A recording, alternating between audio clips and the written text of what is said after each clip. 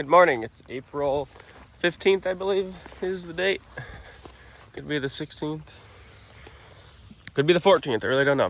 Anyways, I'm moving my herd, my finishing herd.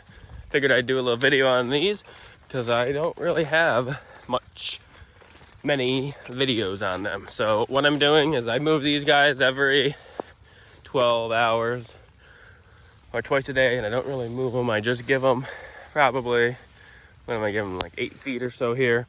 I just move this wire further up the field. Stemmy, or put out a seed head, and I want them to take it down. That way I don't have to bush hog it. And if I was to, and so in order to get them to do that, I can only give them a very little amount at a time.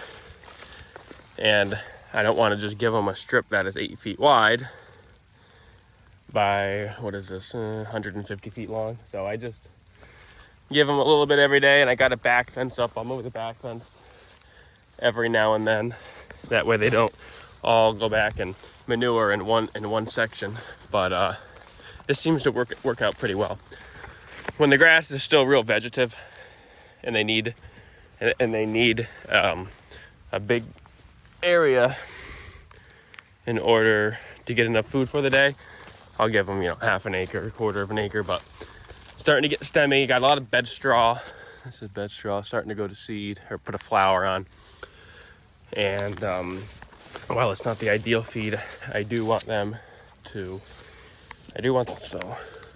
that way I don't have to bush hog. Look at the clover. This area of the field here, of course, they already grazed it, but this is probably one of the worst areas of the field. I'm not real sure why. But I unrolled hay here 2 years ago, and then the year before that, kind of on this half of this whole field. But the clover that's in here and just the amount of forage now is amazing. What a world of difference. Unrolling hay in the wintertime, or any time really, on the ground, and letting them eat it, that's how you really make a big difference. This guy here is a half South Pole calf from last year, so he's 14 months or 13 months maybe. This red one here, these two are going for butcher later this year. Hey Red, what's up? So they're doing good. This guy here I really like, his name's Lloyd. He actually had to pull him, but he's a half South Pole. I had to pull him last year, so I ended up getting rid of his mother. But he's quite the animal. He's thick. And then this must be the other half South Pole. Actually, now that it's raining a little bit, their hair coat's wet. I can see they're getting some happy lines on them. He's got happy lines. This one is probably going in January, February. This will be one I bought to go next year. And then these three down here are, these are just all black Angus. They're going in September for beef. But they really do have quite the plate here to eat from. It's looking good. I have my finishers on probably about 40 acres this side of the road. There's a road just on the other side of these few trees here. And so I have all my finishers on this side of the road because they have, or this pasture is the best that I have. So I give them the best land because it's always been pasture.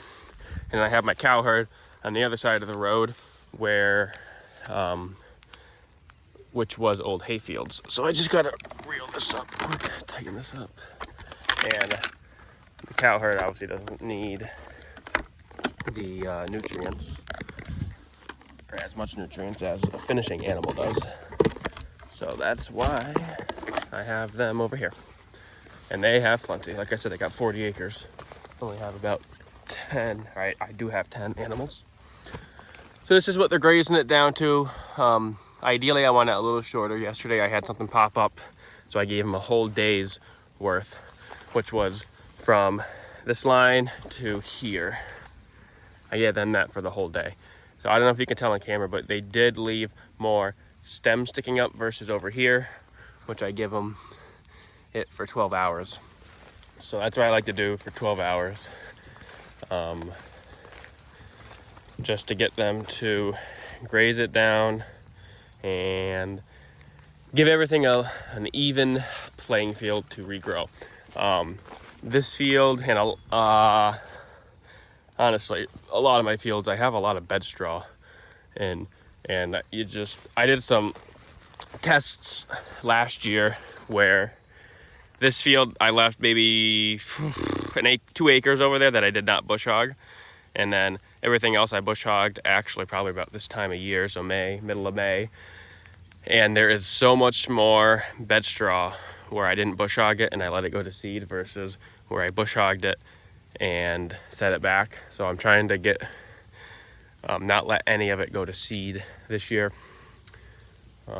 It seemed to be a big difference. So the manure pats that they have are very runny. They don't seem to get thickened up till mid-June, even if they are eating the stemmy stuff, which is kind of funny. But what is this girl doing? You want to say anything? No. Oh, okay. Just joking. You're just joking? Boo. Boo? Yeah. That's silly. Yeah. Do you want to say anything about the cow herd here? Who's your favorite cow?